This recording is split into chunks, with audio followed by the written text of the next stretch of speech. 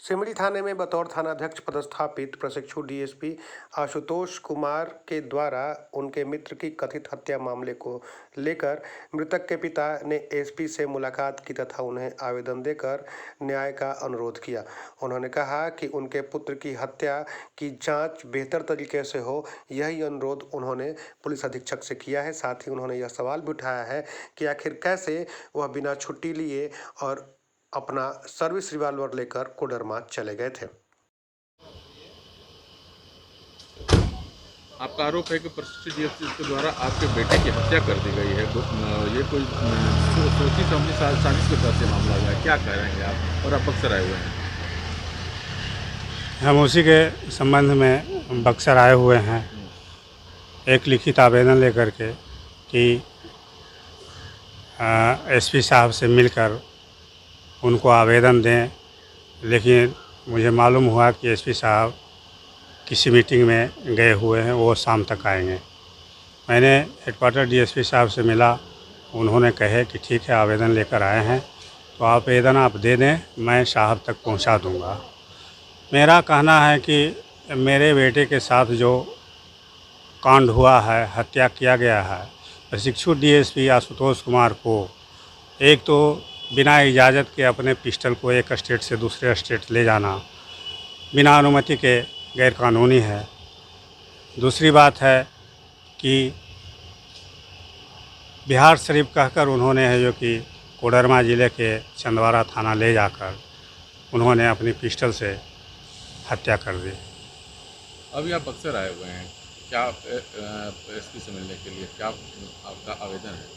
मेरा अनुरोध यही था कि उनको जितने से जितनी विभागीय कार्रवाई करते हुए उनको है जो कि इस विभाग से बर्खास्त किया जाए, और अभी तक उनके विरुद्ध क्या कार्रवाई हुई है ये मैं जानकारी लेने आया था, लेकिन उनसे मुलाकात नहीं हो सकी। क्या लगता है कि विभाग उनको मदद कर सकता है? जी, ऐसे तो प्रत्यक्ष रूप से नहीं करना चाहिए, क्योंकि ऐसा काम वो किए हैं कि मदद लायक वो नहीं है। मैं उम्मीद करता हूं कि विभाग भी उनका साथ नहीं देंगे और जो प्रक्रिया होगा उनके तहत उनको है जो कि बर्खास्ती की जाएगी। निखिल आपके छोटे भाई थे, उस दिन क्या कहकर निकले और क्या आप लोग समझते हैं कि क्या उनकी हत्या हुई है? उस दिन निखिल कह के निकला कि आशुतोष भैया का दोस्त का एंगेजमेंट है, बिहार शरीफ जाना है। घर पे मना करने के बावजूद वो ज़बरदस्ती फोर्सली करके कि नहीं जाना है, लास्ट बार जाना है, उसके बाद नहीं जाएंगे, वो कहकर चला गया। और इंगेजमेंट में ना जा कर के अगले दिन सूचना मिली कि कोडरमा के तिलैया डैम में उसकी हत्या कर दी गई। क्या मानते हैं कि क्या उनकी हत्या हुई है? जी बिल्कुल, अगर सोची समझी साजिश अगर ये हत्या नहीं होती तो एक प्रशिक्षु डीएसपी अपना सर्विस पिस्टल एक राज्य से दूसरे राज्य में ले नहीं जाते, और कहीं भी ये सब सोची समझी साजिश है, क्योंकि वो घूमने के नाम पर, सेल्फी के नाम पर ये मैटर दब जाएगा। वो सब उनका सोचा समझा साजिश था और वो सरेआम उसे गोली मारकर हत्या की। निखिल पहले कुछ बता चुके थे क्या, या कोई जिक्र भी किया उन्होंने इससे पहले, इस घटना से पहले? जी नहीं। प्रशासन से क्या मांग करते हैं? अभी क्या चाहते हैं आप लोग? क्या यहाँ पर बक्सर आए हुए हैं, क्या मांग करते हैं? बक्सर हम आए हुए हैं कि ये तो जो केस है ये जांच का विषय है।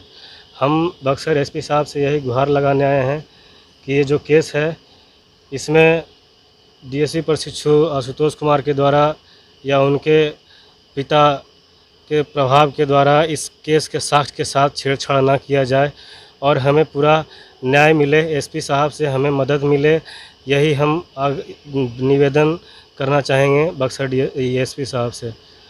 एसपी साहब से मुलाकात नहीं हुई, एसपी साहब के बदले डीएसपी साहब से मुलाकात हुई, जिन्होंने ये कहा कि ये जो डीएसपी आशुतोष कुमार है ये सरासर गलत किए, क्योंकि ना उनको एसपी का डर रहा, ना डीएसपी का डर रहा, और ना ही थाना, मतलब डीएसपी साहब का कहना था कि वो बिना बताए हुए, बिना सूचना दिए हुए वो खाने पीने चले गए हैं। ये उस पर कड़ी से कड़ी कार्रवाई होगी। और आवेदन आप एसपी ऑफिस में जमा कर दिए, हमने एसपी ऑफिस में जमा कर दिया, हमने रिसीविंग भी उससे प्राप्त कर ली। क्या शुभ नाम है आपका? मेरा शुभ नाम अखिल रंजन हुआ।